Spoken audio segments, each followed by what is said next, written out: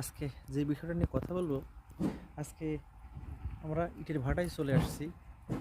আমাদের সাইটে ইটের অনেক সংকট হয়েছে।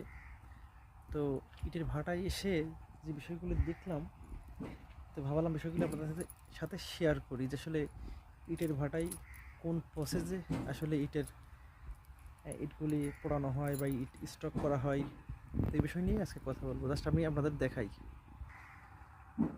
এইটা মূলত ইটের ভাটা, আর এখানেই ইটের স্টক করে তারা এখানে রেখে দেয়।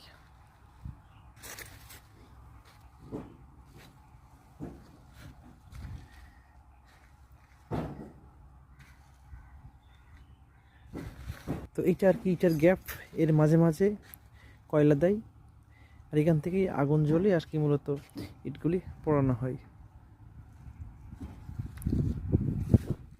সবাইকে ধন্যবাদ।